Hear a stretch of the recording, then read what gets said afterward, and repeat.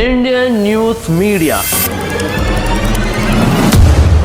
कि प्रधानमंत्री मोदी का सीना सलमान खान से भी 4 इंच चौड़ा है। YouTube वाले star teachers, all melody fans, तुमने मोदी की भक्ति की। पूरी दुनिया की सबसे बेस्ट न्यूज मीडिया है, इसीलिए तो हम सब ने इसके एक स्पेशल नाम भी रखा है ना। क्या हो गया अगर अदर कंट्रीज न्यूज के लिए पहले इंफॉर्मेशन गैदर करे, उसे वेरीफाई करे, देन ब्रॉडकास्ट करे, मगर हमारी महान मीडिया आपको देती है ये 3 चीज, एंटरटेनमेंट, एंटरटेनमेंट और एंटरटेनमेंट।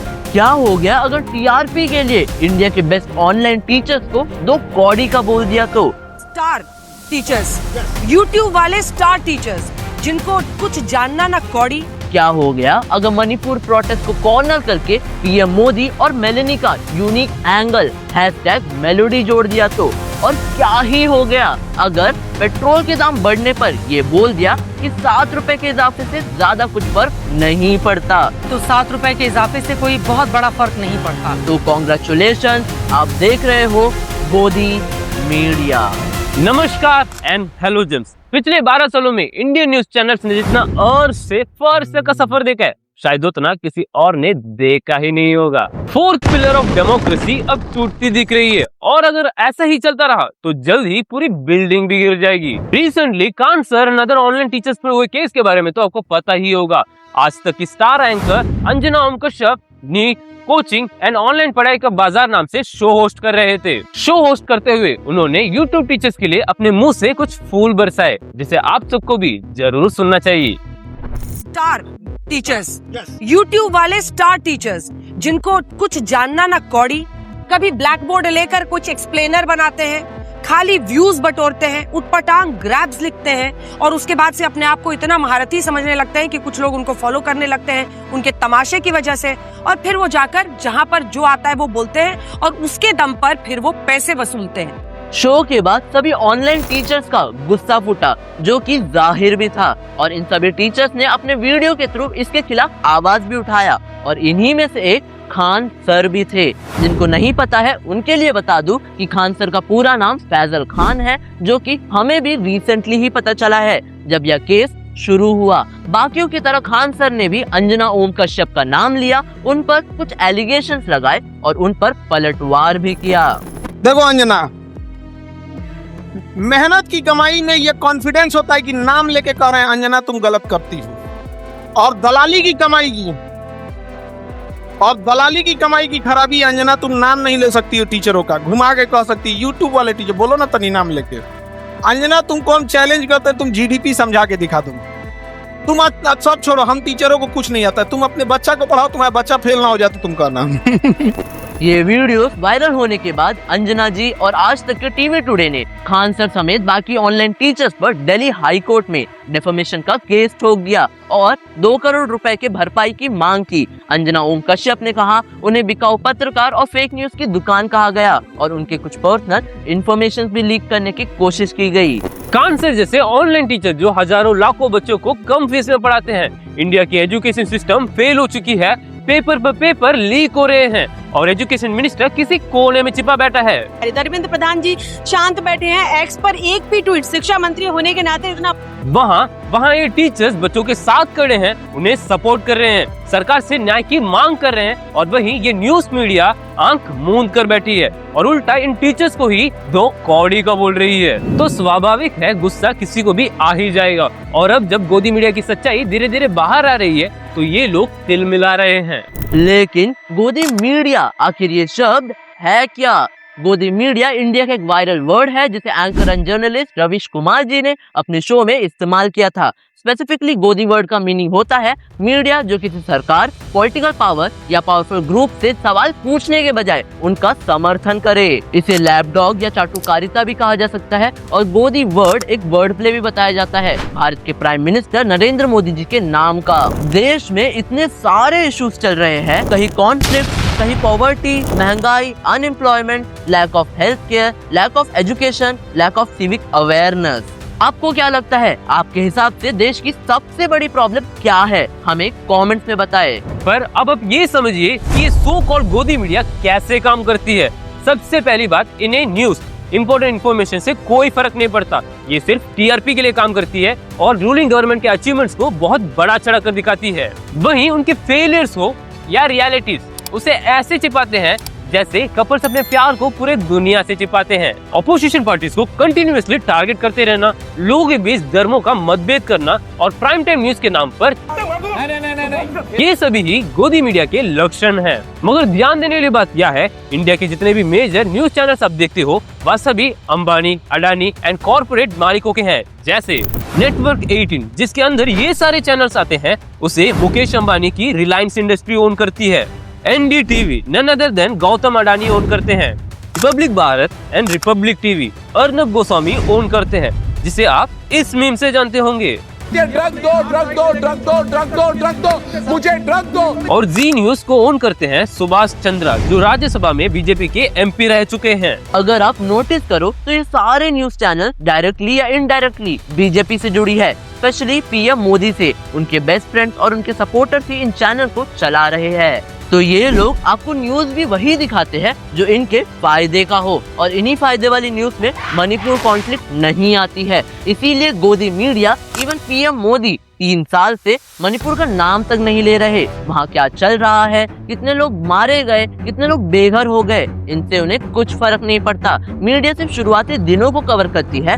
TRP नहीं मिल रही या ऊपर से प्रेशर बनना शुरू हो गया तो न्यूज में अब मणिपुर का नाम तक लेना दुश्वार हो गया। लेकिन इंडिया के ये यूट्यूबर्स जो मणिपुर में जाकर ग्राउंड रिपोर्ट कर रहे हैं और घर में रहकर इसके खिलाफ आवाज उठा रहे हैं। लेकिन गोदी मीडिया के लिए जो न्यूज फायदे का है उसे वे दिखाते भी है, जैसे PM मोदी और इटली की PM मेलेनी का यूनिक एंगल। आप सब ये सोशल मीडिया में जो PM मोदी और मेलेनी का हैशटैग मेलोडी देख रहे हो ना, उससे पहले न्यूज मीडिया ने ही लव एंगल के तौर पर शो किया, उसके बाद ही इस पर रील्स बनी।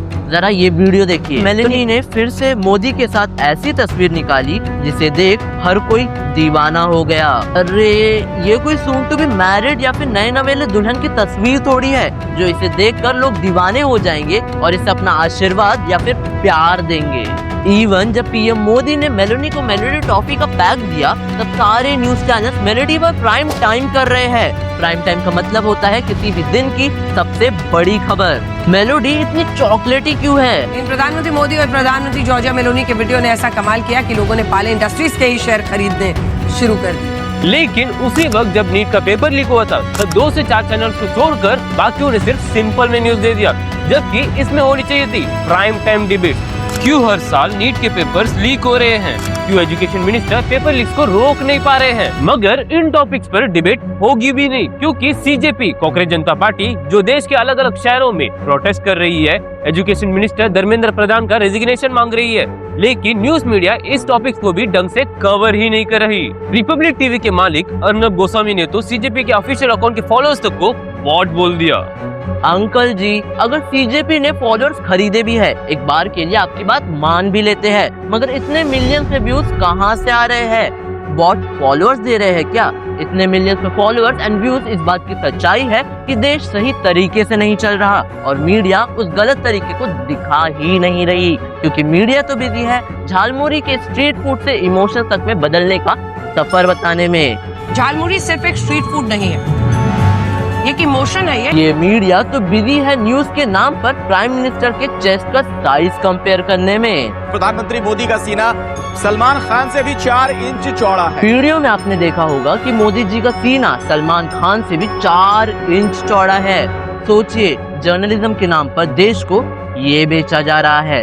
रिसेंटली ABP न्यूज की एंकर चित्रा त्रिपाठी ने पेट्रोल के प्राइस बढ़ने पर ये कह दिया। वैसे अगर ऊपर से देखा जाए तो 7 रुपए के इजाफे से कोई बहुत बड़ा फर्क नहीं पड़ता। 7 रुपए के इजाफे से ज्यादा फर्क आपको नहीं पड़ता होगा मैडम, क्योंकि आपको तो न्यूज एंकरिंग करने के लिए लाखों रुपए जो दिए जा रहे हैं। ये 7 रुपए हर उस बाप या बेटे के लिए एक बड़ी रकम है जिसे अपने परिवार को पालना है। ये 7 रुपए हर उस माँ के लिए एक बड़ी रकम है जिसे अपने परिवार को चलाना है।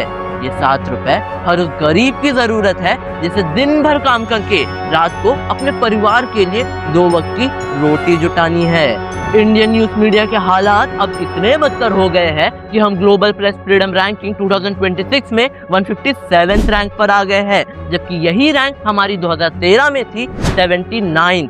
लगभग 157 के आधी। यह दिखाता है कि कैसे प्रेस फ्रीडम हमारे देश में साल दर साल गिरता ही जा रहा है, जबकि नॉर्वे सालों साल से नंबर 1 रैंकिंग पर आ रहा है। यानी सबसे फ्री प्रेस नॉर्वे की है। और रिसेंटली प्राइम मिनिस्टर मोदी भी नॉर्वे ही गए थे, जहां उनसे एक जर्नलिस्ट ने सवाल पूछ लिया और प्राइम मिनिस्टर मोदी ने उसको क्या जवाब दिया होगा, जरा देखिए। Prime Minister Modi, why don't you take some questions from the freest press in the world? और यहाँ के न्यूज मीडिया उस जर्नलिस्ट को ही उल्टा सीधा बोल रहे हैं कि मीटिंग के बीच प्रेस कॉन्फ्रेंस जैसे सवाल कैसे पूछ लिया। जब नॉर्वे में प्रधानमंत्री मोदी की प्रेस ब्रीफिंग थी, तब एक महिला पत्रकार ने उनसे सवाल पूछा। इस महिला पत्रकार ने कहा कि प्रधानमंत्री मोदी दुनिया के सबसे स्वतंत्र मीडिया को सवाल पूछने का मौका क्यों नहीं दे रहे। ये बात भी तब कही जब प्रधानमंत्री मोदी वहां से जा रहे थे और मीडिया ब्रीफिंग के दौरान ये सब हुआ है। पर मीडिया ये नहीं देख रही, एटलीस्ट वहाँ के प्रेस बिना डरे बिना दबाव के सवाल पूछने की हिम्मत तो रखती है। बट हमारी इंडियन मीडिया भी इस रेस में पीछे नहीं है। उन्होंने भी मोदी जी से बहुत अच्छे अच्छे सवाल पूछे हैं। कि आपका कोई बेस्ट फ्रेंड है, नरेंद्र मोदी का कोई बेस्ट फ्रेंड है, BFF, best friend for ever. उससे पहले एक सवाल आपसे जानना चाहता हूँ, देश भी जानना चाहेगा। आप अपनी जेब में पर्स रखते हैं क्या? पर्स रखते हैं क्या, बटुआ जिसके अंदर पैसे होते हैं? हमारे प्रधानमंत्री आम खाते हैं। ये भी उसका क्वेश्चन है कि आम खाते हैं, और अगर खाते हैं तो क्या काट के खाते हैं या ऐसे गुठली के साथ खाते हैं? लेकिन यही सवाल जब ऑपोजिशन पार्टी पर आती है तो ये मीडिया राहुल गांधी को एंटी इंडिया या एंटी हिंदू बना देती है। Rahul has gone anti Hindu, क्योंकि राहुल गांधी ने कहा कि जो लोग अपने आप को हिंदू कहते हैं वो 24 घंटे हिंसा, नफरत और असत्य की राह पर चलते हैं। तो जब ये बात हमको बताई गई तो हमने राहुल गांधी का जो भाषण उन्होंने संसद में दिया था उसको निकाल करके देखा, और हमने उसमें पाया कि वो तो ऐसा कह ही नहीं रहे हैं। वो तो कह रहे हैं कि हिंदू धर्म में हिंसा का स्थान ही नहीं है। देश के लोग मीडिया की कम बुराई कर रहे थे, जब विदेशों के एंकर्स भी हमारी मीडिया को बेइज्जत कर रहे हैं। It's difficult to confront him to his face because he hasn't held a single press conference in India in the last 10 years. And the interviews that he's granted have been the exact opposite of hard hitting. आप अपनी जेब में purse रखते हैं क्या? Do you carry a purse on you? और रही बात मीडिया एंकर्स की, जो कैमरा के सामने माइक पकड़े रहते हैं जस्ट बिकॉज वह देखने में थोड़े प्रेजेंटेबल लगते हैं और जल्दी जल्दी टेलीप्रॉम्प्टर से न्यूज पढ़ सकते हैं, इसीलिए वह एज ए एंकर काम कर रहे हैं और उसी वजह से वह लोगों के निशाने पर भी आ रहे हैं। पर रियलिटी तो यह है कि इन लोगों को भी अपना घर चलाना है, अपना परिवार पालना है। ये गाड़ी की उसी स्टीयरिंग की भूमिका निभा रहे हैं जिनका कंट्रोल खुद उनके पास है ही नहीं। इनके पास माइक तो है पर बोलने का अधिकार नहीं है। जो टेलीप्रॉम्प्टर में शो होता है उसे इन्हें एज इट इज पढ़ना होता है। अगर एंकर किसी न्यूज के खिलाफ सवाल भी उठा ले तो उनके हेड पक्का उनसे यही बोलेंगे, अगर तुम्हें काम करना है तो करो, वरना हम किसी और को ले लेंगे। You may leave now. But हाँ, किसी भी काम में हॉनेस्टी एंड फेयरनेस होना बहुत जरूरी है, लेकिन पैसों के लिए अब इन एंकर्स में यह खत्म हो गई है। वीडियो की शुरुआत में जिस तरह हमने आपसे कहा था, पिछले 12 सालों में इंडियन न्यूज चैनल्स का अर्श से फर्श तक का सफर है। उसमें अर्श वाला सफर 2014 से पहले तक का माना जा सकता है, जब मीडिया थोड़ी तो स्वतंत्र थी, बिना डरे सवाल पूछ लेती थी। मीडिया टीवी में सारे इंपॉर्टेंट टॉपिक्स पर डिबेट होते थे, प्रेस कॉन्फ्रेंसेस होते थे। मीडिया उस वक्त असली मीडिया की तरह काम करती थी। तभी हम प्रेस फ्रीडम रैंकिंग में 79th रैंक पर थे। इवन पीएम मोदी जब सीएम मोदी थे तब उन्होंने खुद इंटरव्यू में कहा था, लोकतंत्र में मीडिया अगर ताकतवर नहीं होगा तो लोकतंत्र चलेगा नहीं, और ऐसा डरपोक मीडिया देश को नहीं चाहिए, भाग जाने वाला नहीं चाहिए मीडिया। मजबूत मीडिया चाहिए, डट करके खड़ा रहे, कितना ही बड़ा तिस्मार खा के राजनेता आया हो तो भी खड़ा रहे, ऐसा मीडिया चाहिए। देश का सिर्फ ये एक काला सच नहीं है जो आज हमने आपको दिखाया, ऐसे अनेक डार्क रियलिटीज है जिसे ठीक करने की जरूरत है। देश को अपने मुंह से विश्वगुरु कह देने से वह विश्वगुरु सच में नहीं बन जाएगा। जब तक बाकी आपको विश्वगुरु ना समझे, आपकी कोई वैल्यू नहीं है। अगर हमें अपने देश को सच में विश्वगुरु बनाना है तो हमें उन सभी इश्यूज पर काम करना पड़ेगा जिसमें इंडिया लैग कर रहा है। और रही बात मीडिया के बायस्ड न्यूज की, तो यह सब प्रोपेगेंडा इसीलिए चल रहा है ताकि इलेक्शंस के टाइम पर आप उसी पार्टी को वोट दे जिस पार्टी ने इन न्यूज चैनल्स को पैसे खिला रखे हैं। अगर इस देश में सच में मीडिया को लोकतंत्र का चौथा स्तंभ माना जाता है तो देश में सभी को आवाज उठाने का अधिकार भी है, लेकिन यहाँ तो खुद न्यूज मीडिया ही लड़खड़ा रही है और देश के यूट्यूबर्स देश की सच्चाई दिखा रहे हैं। सो होप आपको ये वीडियो इन्फॉर्मेटिव लगा होगा और ऐसे ही आई ओपनिंग वीडियोस के लिए सब्सक्राइब कीजिए संजय जिगू यूट्यूब चैनल को।